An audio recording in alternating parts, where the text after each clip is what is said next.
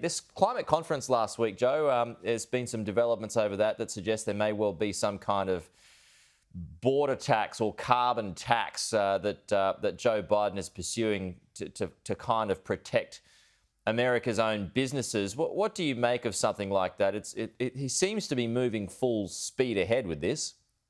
Well, yes.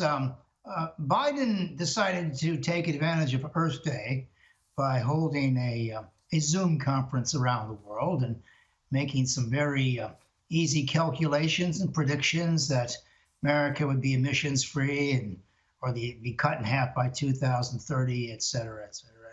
Look, Pete, he hasn't explained how you can pay for this, who's going to pay for it, and he hasn't persuaded Americans to give up their automobiles for golf carts. I mean, there's just no way America is going to go to electric vehicles in 10, 15, 20 years. I mean, the only reason Americans gave up their horses to get into cars was because Henry Ford made them cheap. You know, cheapest electric car in America is $70,000. You know, you can't get water without getting lead in Flint, Michigan.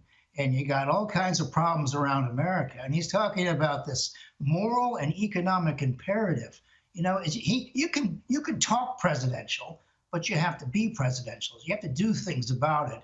And because of the nature of the Senate, he's not going to be able to do any of these things yet.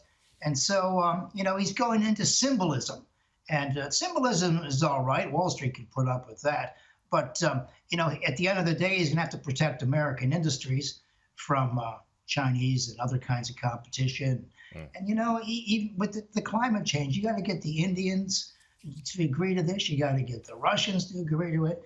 And the Chinese have got more smoke in the air than you can possibly imagine. And they're not even going to peak until 2030, Joe.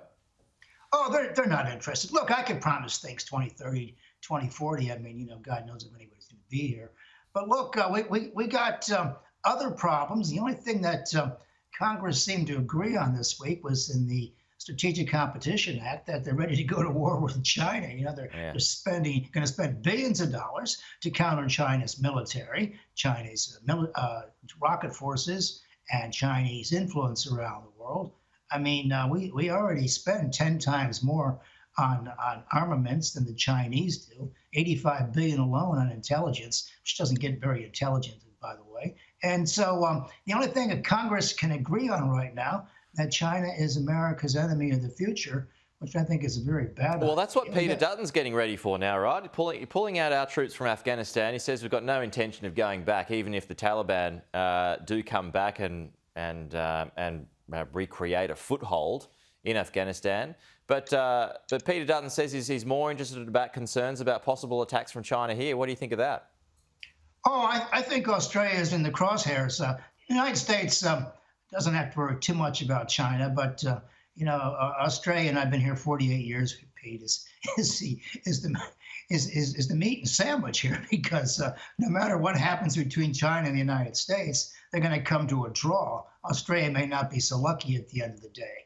And so, you know, Australia is playing a very difficult game, trying to be a good ally of the United States, trying to be a good citizen and keep China at bay. But for some reason, the Chinese want to pound the Australian economy and take care of higher education. They're not sending those kids back, and they're not going to let Australian industry or farm products get off the hook here. And so I think Australia is going to pay a much heavier price on a smaller basis than the United States. So that's going to be very difficult. And finally, here is Biden has got to worry about the fallout from the trial, the George Floyd trial, where Derek Chauvin got three convictions. I have predicted, well, great legal scholars have predicted that these will be overturned in 1 year by the Supreme Court. That is, it'll be a mistrial. They have to do it again. But, you know, the two great effects of the trial is that tens of thousands of police officers are taking early retirement from New York to Portland. Yeah. And Portland is replacing them with the defunding council that they have, replacing them with forest rangers with pepper spray and whistles. Well, good luck with that.